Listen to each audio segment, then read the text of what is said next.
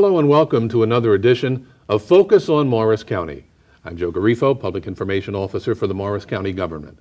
Focus on Morris County is a program that's designed to keep us up to date on the actions that are being taken by the Morris County Board of Freeholders. The show is also intended to make us all more aware of the many facets of Morris County government. Now, on this segment of the program, we are going to learn about the Morris County Municipal Alliance Initiative. And here to tell us about it is my guest. He is Steve Nebesni.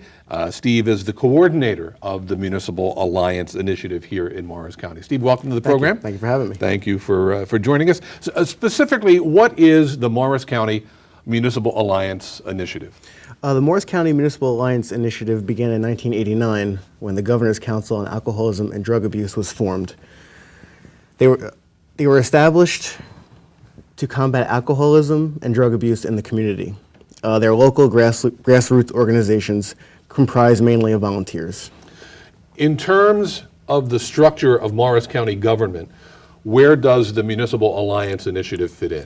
The alliances fit in the Department of Human Services under the Division of Behavioral Health and Youth Services. Now, how many of the towns here in Morris County, 39 towns, how many of them have municipal alliances? 33 of them have municipal alliances. Now, do any of the towns have a joint alliances between them? There's actually 28 alliances that represent 33 towns. So a couple of them are joint, like the Chesters, the Chathams, stuff like that. Okay. So if a town that did not have a municipal alliance, let's say, wanted to form one, how does it go about doing that? The alliances initially are formed through a local ordinance from the town or the municipality. Then the mayor of each respective municipality will appoint members, usually at the cross-section of their community. It'll be school personnel, law enforcement, civic organizations, businesses, and just private citizens that are involved and want to participate. Anyone really who would like to join in the effort to prevent substance abuse? Right, correct. The relationship between the municipal alliance in a town, let's say, and the county, what is that like? Okay, well, the funds flow from the state's Governor's Council on Alcoholism and Drug Abuse. They flow into the county, and then the county disperses the funds to the alliances. The county also sets aside a small portion of the funding to do countywide events such as a Natural High Skating Night and the Countywide Prevention Forum. Okay, so I guess my question in terms of funding, all of the funds that go to an alliance come from the state?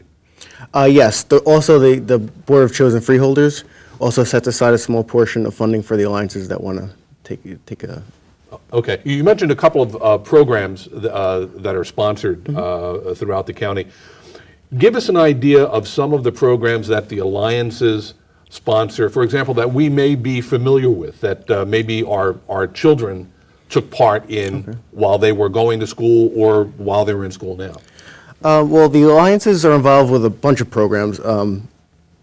More of the most popular ones are DARE, Project Graduation, homework clubs. They have peer leadership programs that they run, as well as workshops for parents and adults.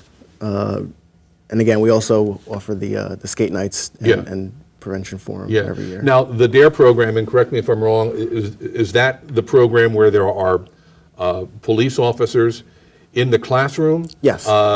Teaching substance abuse prevention, that kind of thing? Yes. The alliances don't fund that totally. A portion of it, depending on the town, will fund a portion of that program.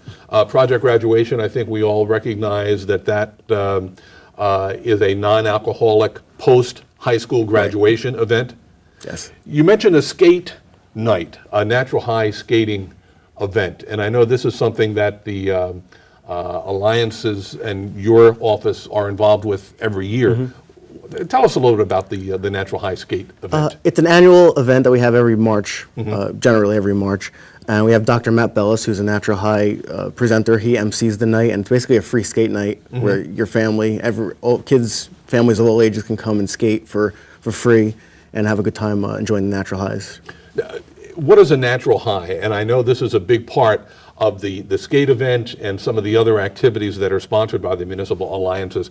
Explain what you try to impart in the participants for the Natural High event? Basically, it's to promote doing things that you like, healthy activities that get you high naturally, such as skating. It could be riding a bike, could be jogging, could be writing, singing, just as opposed to getting chemical highs off of substance abuse and use. You would do things that you like to do and get high that way. Yeah. These events, which, by the way, I believe the skate event is held at the Menin Arena. Yes.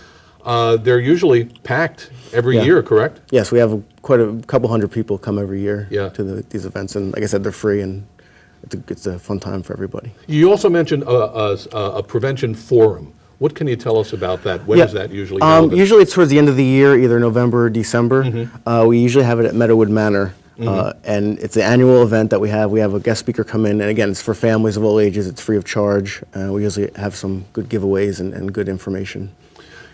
The programs that the alliances throughout the county sponsor, I note that they're geared toward a number of different age groups. They go from the youngsters to the parents. Right. What is the importance of getting the parental involvement in the municipal alliances? Well, basically, a lot of the programs are focused on middle school age children. Okay.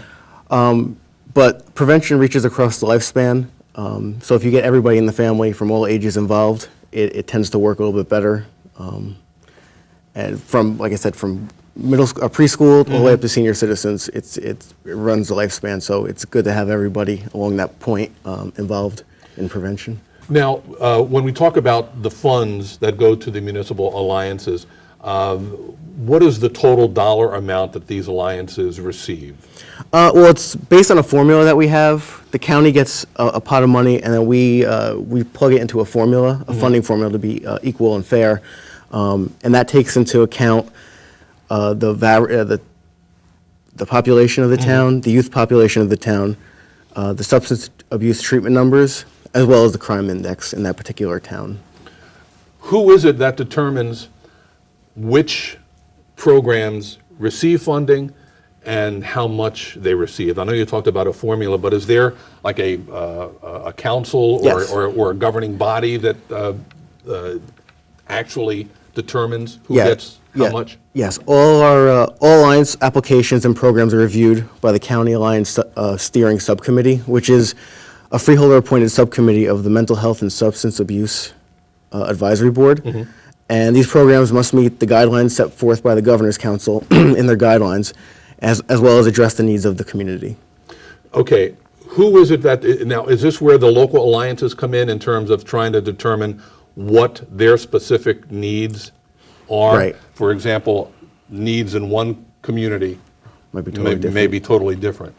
Right. Each alliance has, each community has their own need, whether it be underage drinking, whatever they want to focus on, whatever the need is to focus on, and they'll do programs based on what they need. Yeah, you mentioned underage drinking. I know one of the programs that the alliances were involved with over the years is a sticker campaign. Shock, yes. Sticker shock. Talk a little bit about that.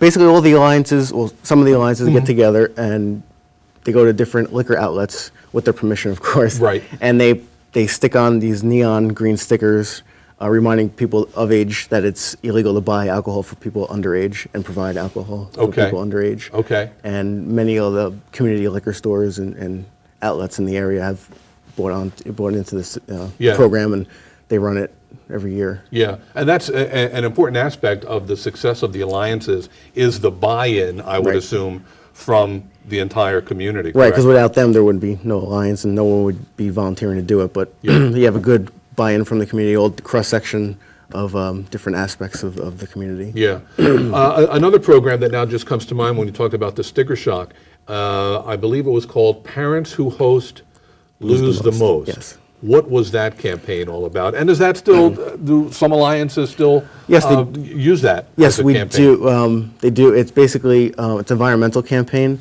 not environmental like nature and Right, conservation. right. Environmental, as in everybody sees it. Everyone sees the stickers in the lawn or the lawn signs in the lawn, the stickers Okay. in the window, things of that nature. And again, it's to remind parents that it's illegal to host underage drinking parties in their home. Yeah, okay. Now, if someone, Steve, wanted to find out a little bit more about the municipal alliances, either to see if their town has an alliance, or if they just wanted to learn a little bit about some of the other programs. Give us a phone number and maybe the web address too for your department. My phone number is 973-285-6860, and our website is www.morrishumanservices.org. And again, it's all one word. Okay. And I mentioned at the beginning of the program that you're the coordinator of the Municipal Alliance Initiative. As the coordinator, what is your role? What are some of your responsibilities? Basically, I'm responsible for making sure the programs that the alliances put on run smoothly. I monitor the alliances, provide technical assistance, and I also organize the training and the countywide events, as I mentioned before. I'm also responsible for putting together a countywide plan every year that goes to the Governor's Council. So it would continue the grant. And so the plan talks about some of the future programs that alliances are Right. going It's to be sponsoring? basically I put together all the applications as well as all of the stuff we want to do in the county for countywide programs, and I submit that to the Governor's Council, and they approve it, and then we're good to go for the next year. Okay, especially for the funding. Yes, right? yes. Okay. And once again, I'm going to give you the telephone number for Steve Nebesni if you would like more information about the Municipal Alliance Initiative here in Morris County. As Steve mentioned, it is within the Morris County Department of Human Services, Division of Behavioral Health and Youth Services. The telephone number is 973-285-6860, and you may also learn more by visiting the Human Services Department on the web, which is morrishumanservices.org. Steve Nebesni, coordinator of the Municipal Alliance Initiative, thank you very much for being with us today. Thank you for having me.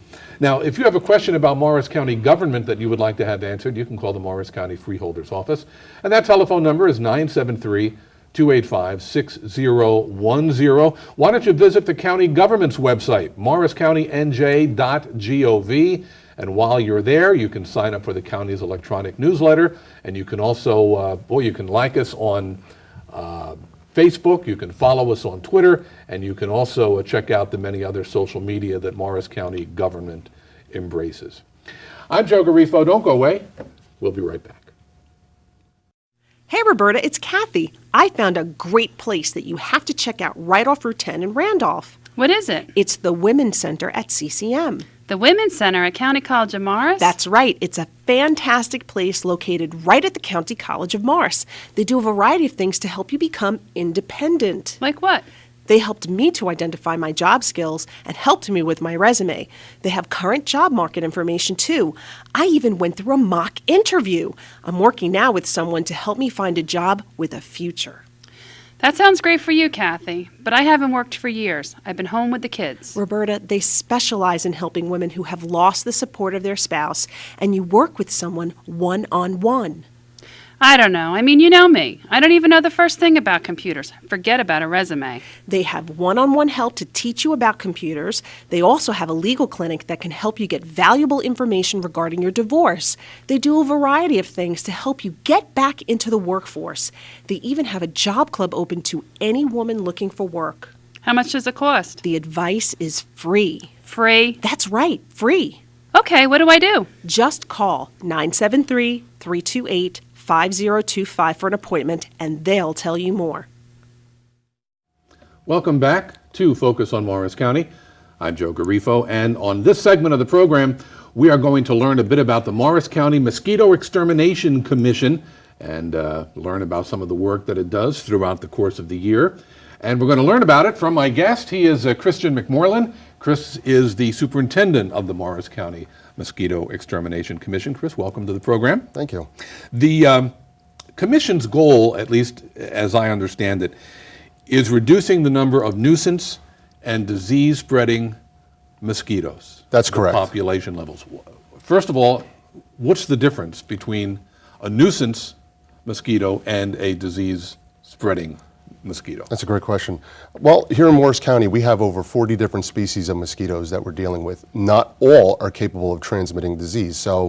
But there's a good chunk of them that are what we would call nuisance mosquito. They're the ones that are going to ruin your backyard time.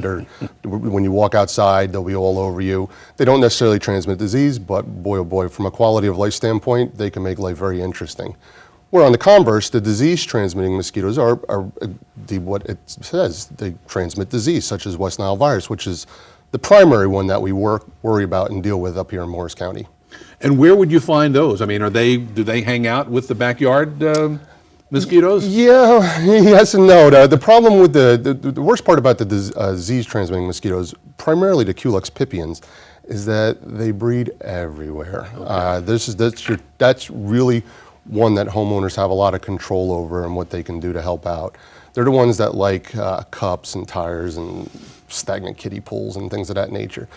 Nuisance mosquitoes tend to be much more in a natural habitat, especially if you happen to live along one of our river floodplains, such as the Passaic River, or the Rockaway River, or the Whippany. They're the ones that come out full force, by the millions, literally, and they're here for a short period of time, and then they, either we control them or they end up disappearing too on their own. Where the Culex, the disease ones, just keep going and going and going because they're a permanent water situation. Now, one of the areas that the Mosquito Commission covers is surveillance or monitoring of the mosquito population levels. How do you do that? How do you monitor for a mosquito population? Yeah, we do that in many different ways. When you're dealing with nuisance mosquitoes, we have a set series of traps throughout the county. They're called New Jersey light traps. They run 7 days a week, to turn themselves on at night, turn themselves off during the day. We'll collect those every week, multiple times a week, and just to try to follow population trends. We can tell when mosquitoes are moving up and out of their habitat and into the neighborhoods. It allows us a tool to go in and help treat those mosquitoes. When you're dealing with disease types of mosquitoes, we use a totally different set of traps. Remember, we're targeting Culex mosquitoes, which like permanent water. So we actually use what we call a gravid trap. It's basically a bucket with a grass-infused water. It's really smelly, but the mosquitoes love it. And we collect them when they come into land to lay eggs. So we're collecting those specimens alive. The other ones we do not. They just happen to perish in the kill jar. We're looking for numbers with those. These ones we need to sample live, and we will submit them to the state of New Jersey for testing to see if they have virus or not. When the surveillance indicates there is a need for control, how do you do that? Well, we do it in multiple fashions. First and foremost, our philosophy here is to try to do as much larval control as possible. That's controlling the juvenile mosquitoes in their aquatic form in the water. Again, it's the most efficient. Mosquitoes on the wing don't necessarily stay in one particular place. When they're in an aquatic environment, they're kind of trapped in their own geography there in a smaller area. So we'll try to do as much larval control as possible, but there are times when you have adults in the wing and you have to go out and we like to see numbers. Generally, we have kind of a threshold where if it's 20 mosquitoes in a 10-minute period of time, we classify that as pretty good nuisance. So that's going to ruin your backyard time. So we'll go out and we'll take a look and do some landing rates, and then we'll treat as necessary. The Mosquito Commission, I know, is also involved in water management. What exactly is water management? Water management is, just to back up a little bit, with the Mosquito Commission, we control mosquitoes through what we call an integrated pest management program. We use multiple avenues to control the mosquitoes. Chemical control or insecticides is definitely one of them. We do a lot of public education. We'll use biological control, which is using gambusia, and we also are working with the state on some copepod studies, which is the Macrocyclops albitus. Another big facet of it is water management, and that's where we actually will try to physically alter the habitat so that the water doesn't sit there long enough for the mosquitoes to utilize it as breeding habitat. And that could be just cleaning out drainage ditches. We do, on a limited basis, remove some trees from the rivers off of county properties to just try to help water move along. And if we can get it to where it drains within just a couple of days, Mm-hmm. it doesn't become that much of it's not a big mosquito issue for us. It allows us to go elsewhere and do what we need to do. Yeah, and in terms of water management, I know you work closely with the Morris County Municipal Utilities Authority in a tire collection program that has found, I don't know how many thousand of abandoned tires Yes. throughout the county. Yeah.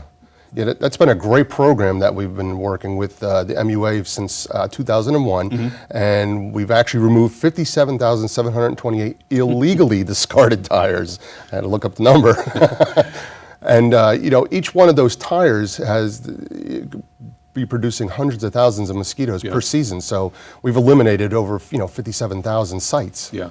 Now, correct me if I'm wrong, but I think the last time you were on the program, you were talking about a mosquito known as the Asian tiger mosquito, and there was some concern. What is the concern about this particular mosquito? Yeah, this Asian tiger mosquito, when it establishes itself in certain neighborhoods or in a neighborhood, it will become pest number one. It's actually a very pretty little mosquito. Yeah, what does it look like? Okay, here we see it now. Yep, it's all black with white stripes. It's very small. It's also known as an ankle biter. It's not one that's going to come up and be buzzing around your head. It's going to stay low. It bites during the daytime, especially if you happen to be standing in shaded areas of your yard and you have this one. The problem with it, it's very difficult to control and treat using insecticides. It's more of a mechanical control. Homeowners need to be very aware of water, places that are harboring water in their yard. It could be tarps, canoes, old kiddie pool, trash can, even clogged gutters will, give this mosquito a place to stay and reproduce. It's not going to fly very far, but it will hop, skip, and jump through yards. So it spreads pretty fast that way. If you have it, you're probably creating your own problem in your backyard. So again, it's another one where homeowners can really help out by maintaining and draining these things and being mindful of any standing water in their property. And mainly containers, we want them, not necessarily to puddle in the yard, but containers. Now, are you monitoring for the Asian tiger mosquito? So I guess my question would be, if I'm outside and I swat one of these things, do I need to call someone? Is it like finding a dead crow on your lawn, where you would need to call the health department to see if it was infected with West Nile? Right. Is it the same thing with the Asian tiger? Well, with the Asian tiger, we're more or less aware of what neighborhoods we're targeting. Okay. But if you collect one, it would be helpful to us to let us know where you found it, so that we can maybe concentrate a little more in that neighborhood or in your yard and see where what the populations are doing. We do have neighborhoods that we've had problems with these things. Again, as part of our public education, we'll go around, we'll do door hangers, we'll do surveys on the various properties, and try to help, get the homeowner to help us out and by eliminating these habitats. And sometimes, like, again, when it's a big neighborhood, we do a door hanger with an Asian tiger, a little bit about it, what you can do, and hope for the best. Yeah. Well, if I can just get back to the water management activities, I would imagine that during the spring and summer and even early fall, your staff is out and about trying to control the mosquitoes and possibly spraying wherever possible. Do the water management activities, are they conducted mainly during the winter months, maybe the fall and winter months, when you get out there and actually try and clear the streams and let the water flow freely? Well, the nice thing about water management, it's actually done year-round. Okay. We have a few dedicated employees to that particular department, and we do it year-round. During the wintertime, I actually have more hands on deck to help out, do that kind of stuff. Yeah, I mean, it's definitely a year-round project as compared to the spray season, which is usually like a March to October. Okay. Okay. Now, when we're talking about spray season, I know that the Mosquito Commission has a very active website, and some of the things that we can find on that website, the spray locations, when and where, weather permitting, of course. Is that true? Oh, absolutely. Yeah, it's updated routinely. In fact, I just updated it this morning for some stuff we're planning on doing. It's a wealth of information. If you want to know where we're going to be doing adult mosquito control, please go to that web page.